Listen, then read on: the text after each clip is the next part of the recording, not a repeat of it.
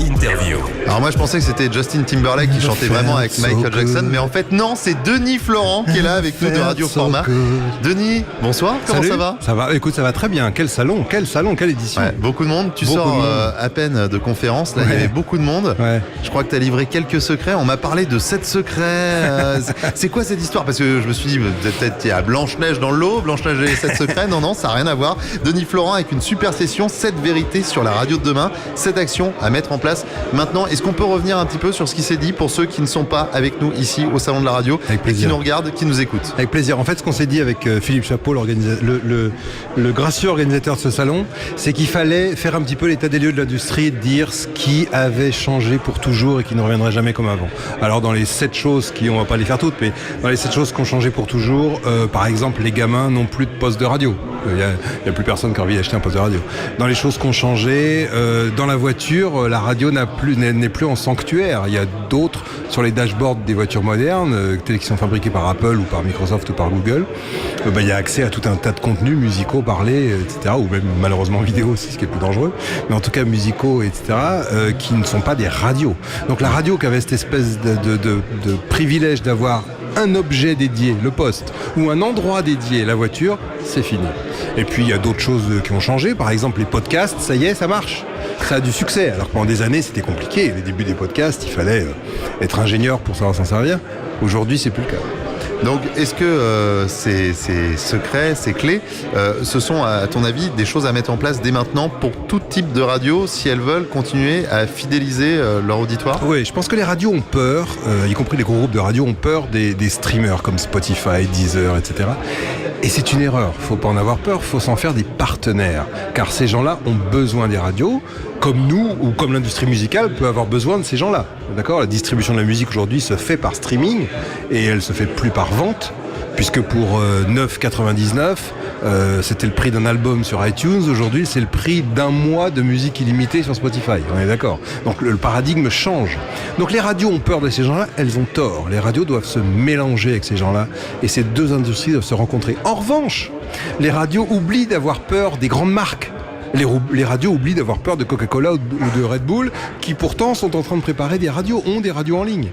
Et on n'a pas envie, moi j'ai pas envie que mes enfants découvrent la musique par des recommandations de Coca-Cola ou de Red Bull, évidemment. Ah, mais ils ont inventé le Père Noël, ils sont pas si méchants que ça. C'est vrai. Après, pour le foie, c'est autre chose. Mais écoute, bon. Si tu veux y croire, c'est tout. Non.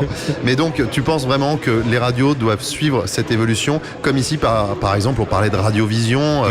Cette évolution, elle est importante pour tout type de radio aujourd'hui. Moi, je pense qu'il faut savoir servir nos auditeurs là où ils sont, avec leur mode de consommation qu'ils ont choisi. Et si un auditeur a choisi de m'écouter sur sa télé câblée, les expériences de Radio Contact, par exemple, en Belgique ou de RTL Italie, ont prouvé que s'ils sont sur un canal vidéo, donnons-leur de l'image. C'est pas de la télé, ça reste de la radio, mais il faut pas que ça obère le contenu radio sonore, et il faut pas surtout que ça soit nécessaire au décryptage du contenu sonore. Je ne suis pas d'accord avec la chroniqueuse de France Inter qui l'autre jour, quand elle était devant Hollande, faisait apparaître des petits panneaux écrits qu'elle présentait à Hollande, et il y avait donc que les gens qui suivaient la vidéo qui pouvaient comprendre. Ça, c'est pas drôle, et ça, c'est pas bien, et ça, c'est pas de la radio. En revanche, filmer la radio, ça me paraît nécessaire, puisque quand on va la diffuser, ou quand on va diffuser un extrait sur YouTube ou sur Dailymotion, autant avoir de l'image, parce qu'un logo qui tourne, qu'est-ce que c'est chiant. Alors, juste, je voudrais aborder un petit point qui fâche, parce que c'est vrai qu'il faut en parler, c'est un sujet qui parfois fâche les gens qui font ce métier derrière le micro, mais tu également veux parler de salaire, les patrons. Non, mais parce qu'il faut quand même parler de quelque chose qui est important, c'est le droit à l'image. Moi, j'entends des gens qui commencent à parler là autour et qui disent ça se passera comment pour le droit à l'image si on commence à mettre plein de caméras partout dans les studios. Le droit à l'image de l'animateur ? Oui, par exemple. Je pense que c'est contractuel. Il faut pas oublier que par exemple un directeur des programmes, quand il est nommé sur une grosse chaîne, il signe qu'il qu'il abandonne ses droits de concepteur de programme, parce qu'il y a des droits. Concevoir un enchaînement entre Michael Jackson, Timberlake et Madonna, c'est une création artistique, vous le savez. Donc il pourrait y avoir des droits. Heureusement qu'il y a longtemps que les directeurs des programmes ont compris qu'enchaîner 2 titres, ça n'était pas une raison de se faire de l'argent. C'est pareil, je pense qu'il faut faut dire par contrat à l'animateur, écoute, si tu viens travailler chez moi, tu seras filmé, c'est dans le contrat, tu l'acceptes pas, si tu l'acceptes pas, je suis navré, on ne pourra pas travailler ensemble. Je pense que c'est aussi simple que ça.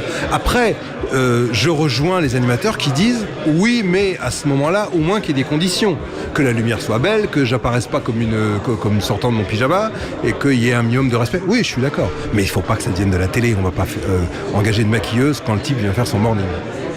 Ah bah pourtant il faudrait, hein, je vais te dire. Des noms. Bah, viens avec moi demain matin à 5h, tu comprendras que le maquillage ça peut être nécessaire, le coiffeur aussi. Denis Florent, Radio Format, si on veut te contacter pour par exemple bénéficier de ton expertise sur notamment ces sujets qu'on vient d'aborder ensemble. Alors c'est très facile, on m'envoie un mail à denis@denis.fm. C'est quand même pas très compliqué. Voilà, j'ai pas fait .dab parce que je pense que c'est mort. Donc j'ai fait denis@denis.fm. Voilà. Et je réponds dans toutes les langues. Et oula, j'ai bien aimé le petit clin d'œil. Et en plus, il y a l'humour qui est en prime. C'est compris dans le service. David Guetta, Sam Martin, Dangerous, c'est maintenant et c'est pour vous. On est ensemble encore jusqu'à 19h. Merci. La radio du Salon de la Radio avec Broadcast Associés, Open Radio, Maxillaire et la Fabrica News.